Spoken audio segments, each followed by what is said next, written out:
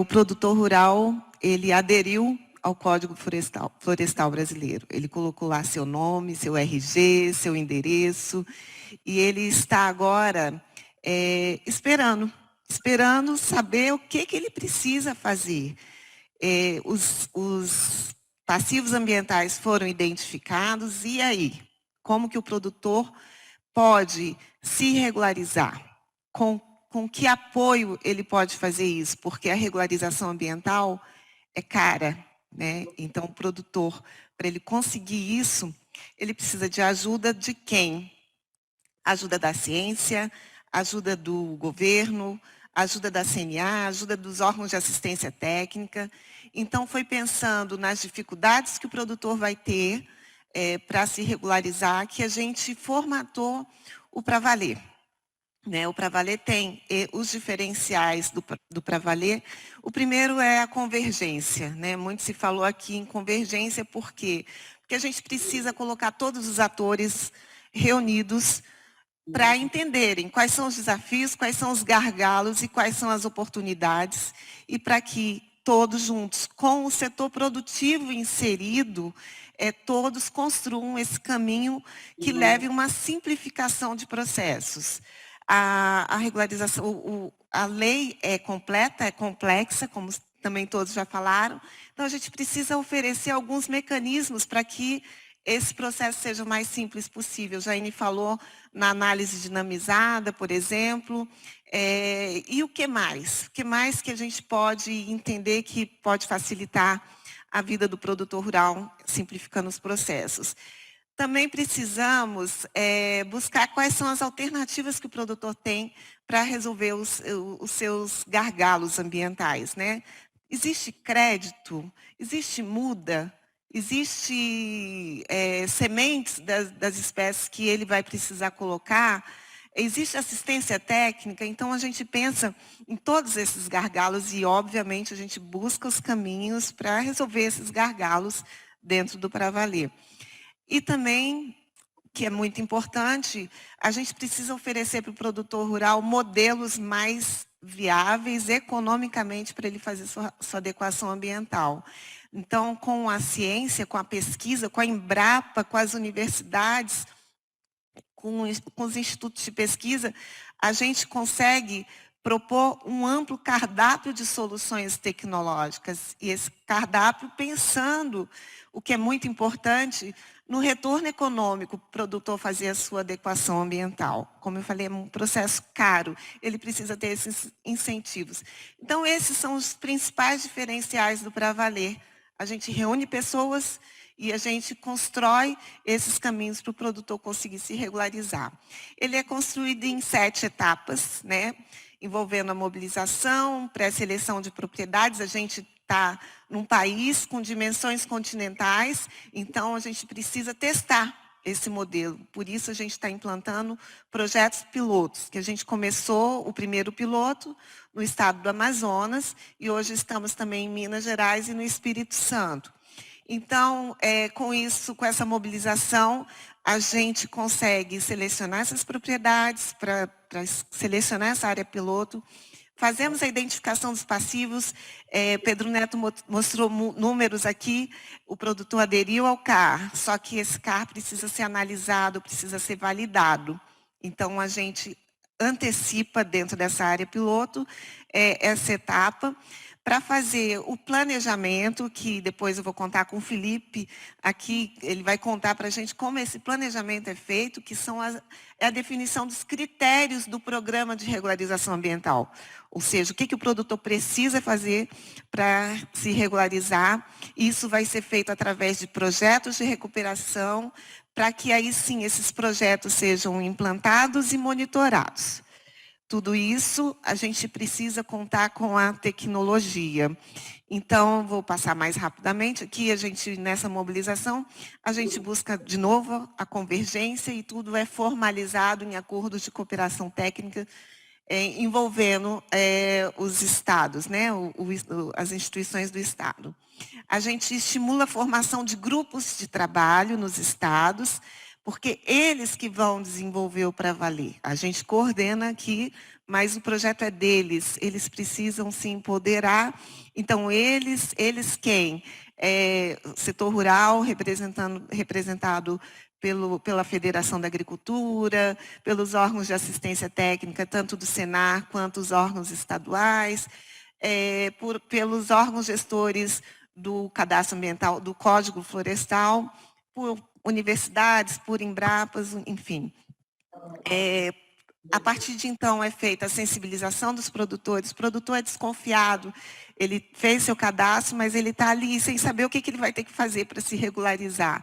Então, a gente precisa sensibilizar, mostrar que a regularização é um bom negócio. Capacitamos técnicos para que sejam feitas as retificações dos cadastros e com isso identificados os passivos, para que aí sim o produtor consiga se regularizar. Mas e aí? Como que a ciência está ajudando no fluxo da regularização? Eu vou passar então agora para o Felipe Ribeiro, que vai contar como que essa história está acontecendo. Felipe. Bom dia, doutor Moni. Bom dia, Jaine. E com esse cumprimento eu gostaria de estender então todo esse cumprimento a todos vocês que estão aí no Egito conosco. Bom dia, Pedro. Bom dia, Cláudia, que estão aqui conosco aqui no Brasil, né? E cumprimento a todos que estão aqui. Como é que a ciência, então, está ajudando nesse fluxo? A gente sabe que no planejamento, toda a cadeia, né, toda a corrente quebra no elo mais fraco. A gente tem que fortalecer, naquilo que nós estamos conversando com vocês aqui dentro do Pra Valer, fortalecer todos esses elos da corrente, de todo esse protocolo que a Cláudia descreveu para a gente, né? Então, esse planejamento depende do diagnóstico que a gente faz na propriedade rural, sabendo onde estão os passivos. E não só o passivo de reserva legal e APP, mas o passivo que o produtor muitas vezes tem na sua produção agrícola. Por isso que nós estamos fazendo um projeto onde a regularização ambiental procura atender os benefícios dos serviços ambientais que a agricultura está trazendo e também da reserva legal e da APP. Então, nós estamos bastante preocupados na regularização, então, quando a gente fala do módulo de regularização ambiental, que traz as técnicas que a ciência entendeu como fazer essa recomposição da vegetação nativa. Já está inserido daquilo que a Embrapa e a ciência produziu para que esse diagnóstico seja feito e planejemos, então, como recompor. E possamos, então, capacitar os técnicos sobre esse módulo, como ele funciona e como vamos fazer essa restauração. Com a oferta, como a Cláudia já falou, a oferta de um cardápio de sugestões e de soluções ambientais que o produtor possa ter para cada um dos seus problemas na propriedade rural.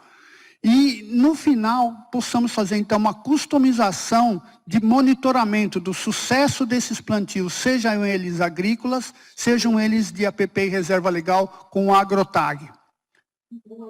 A sequência é o seguinte: para você fazer essa recomposição, você precisa de um projeto. Então, nós estamos elaborando em conjunto com o Serviço Florestal a elaboração desse projeto de recomposição de áreas degradadas e alteradas. E para isso nós vamos ajudar o produtor a fazer essa recomposição, capacitando os técnicos do Serviço de Extensão Rural, no caso o Senar, que está trabalhando conosco, na elaboração desse projeto, sua execução e sua implementação. Para isso nós entendemos, como a Cláudia destacou, custa caro fazer essa recomposição. Como é que nós vamos conseguir apoios em parcerias com os bancos, com a iniciativa privada, para que a gente possa conseguir recursos para incentivar o produtor nessa recomposição via assistência técnica e ambiental. Esse monitoramento, porque é fundamental que a gente saiba dizer se a coisa está bem sucedida ou não, para você ter segurança jurídica nessa recomposição. O produtor sabe, quando ele faz um plantio de soja, uma cultura, se ele está tendo sucesso ou não por aquilo que ele está vendendo. No caso do sucesso da recomposição, nós precisamos ter parâmetros para saber quando que o produtor está quite com essa recomposição. Temos que ensinar isso, conhecer, discutir com os órgãos ambientais e capacitar os técnicos e produtores para o uso dessa ferramenta que vai facilitar esse monitoramento. Que essa assistência seja capaz de entender muitas vezes que a recomposição não está indo no caminho adequado, para a gente possa ter, então, um manejo adaptativo para fazer essa adequação ambiental no curso dos 20 anos que muitas vezes o produtor tem para fazer essa recomposição. Quais são esses desafios? Temos que ter isso muito claro na cabeça da gente, porque senão essa corrente quebra, né? Saber quais são esses desafios na análise do CAR, lá no começo da nossa corrente, saber como se os produtores estão sensibilizados na importância desse serviço ambiental que ele está prestando para a sociedade, dando assistência a esses produtores, possibilitando que esse recurso financeiro dos bancos ou da iniciativa privada possa chegar até esse produtor para que ele possa fazer essa regularização e depois ter os benefícios financeiros no final, com esses modelos de recuperação ambiental produtiva que a gente está trabalhando junto com a ciência para fazer chegar aí nesse produtor. Quais são as oportunidades, então, que nós temos com essa sequência, né? Acesso a mercados diferenciados, seja aqui no Brasil, seja no exterior. O atendimento a critérios de sustentabilidade, como os planos que a gente tem num evento de mudança climática como esse, né? Acesso a créditos, uma coisa fundamental é trazer com esse conhecimento que a gente tem, a ter acesso a créditos diferenciados que são criados, então, especificamente para a recomposição. E, finalmente, o pagamento pelo serviço ambiental que esse produtor está prestando para a sociedade. Onde isso já está acontecendo? Porque nós falamos aqui, né, de uma teoria, de uma sequência de protocolos que a gente desenvolveu, sabendo onde estão esses elos da corrente, onde essas coisas estão acontecendo em termos de Brasil. São 3 estados que já estão conosco, né, trabalhando aqui, no caso, em Boca do Acre, no estado do Amazonas, no caso de Minas Gerais, Uberaba, e, finalmente, no Espírito Santo, com diferentes municípios que estão trabalhando conosco nesse protocolo, nessa sequência de informações que nós estamos trabalhando. Vou dar um detalhe aqui em Boca do Acre, né? Já começamos lá em 2020, antes um pouco da pandemia, né? Então foi todo isso daí aconteceu conosco aqui nesse procedimento. Então nós temos esse timeline, né? De onde as coisas estão acontecendo até hoje e estamos trabalhando então com essa capacitação local para que as coisas possam acontecer. A mesma coisa no Espírito Santo. As primeiras reuniões ali em 2021, né, no sentido de fazer esse entendimento, todo esse protocolo de cadastro ambiental rural, diagnóstico dos passivos, como recompor esses passivos até que todo esse procedimento esteja trabalhando dentro do Pra Valer. Finalmente, em Minas Gerais, e aí nós destacamos parcerias com o projeto Paisagens Rurais, né, onde nós estamos trabalhando ali com o Senar, estamos trabalhando com os produtores rurais, selecionamos uma série de propriedades para que a gente possa fazer essa sequência desde a identificação do passivo do CAR e andamento do protocolo de recomposição, saber quais são os parâmetros de quitação do Estado de Minas Gerais, para que possa, então, fazer essa regularização ambiental produtiva. Qual a nossa preocupação? Sempre vai ser esse o objetivo, olhar a propriedade como um todo, saber onde estão os problemas, onde é que ele está fazendo controle de pastagem com fogo, né, onde está acontecendo ali as nascentes, como é que se elas estão bem manejadas, né, o gado bebendo água ali na beira do rio, como é que a gente olha esse cenário, entendendo a propriedade com os seus passivos, os produtos para regularização, a insegurança jurídica que a gente está tentando eliminar, né, saber como fazer com que ela aconteça de modo que o produtor saiba com segurança aonde ele pode ir e está fazendo essa recuperação. Para mudar para esse cenário aqui, fazer uma propriedade que funcione como um todo, não trazendo apenas a regularização ambiental, mas que a gente possa trazer, então, aquilo que a gente chama de desenvolvimento da propriedade rural como um todo, enxergando como o produtor tem essa preocupação. Ele quer ter o serviço ambiental que ele está produzindo no sentido de tudo aquilo que ele produz com qualidade ambiental. Finalmente, eu quero falar sobre a contribuição que esse produtor rural brasileiro, e é isso que é a mensagem final que eu queria deixar aqui, para esse enfrentamento do aquecimento global, garantir que o país alcance os objetivos desse desenvolvimento sustentável, né? E isso passa pela consolidação do Código Florestal Brasileiro. Toda essa legislação que o produtor tem que conviver, como é que nós vamos fazer com que ele seja valorizado por estar atendendo essa legislação? Então, o Pravaler espera ser um modelo dentro dessa regularização ambiental para o Brasil e para o mundo, né? Destacando essa integração, então, da ciência, da transferência dessas tecnologias que nós estamos desenvolvendo, para que seja realçado realmente o papel desse produtor no desenvolvimento sustentável e segurança alimentar. Com esse final, então, eu gostaria de devolver a palavra aí para o doutor Muniz, né, para que a gente possa entender exatamente esse papel das pessoas na regularização ambiental, em todo esse processo, nessa corrente, para que ela não quebre no elo mais fraco. Obrigado.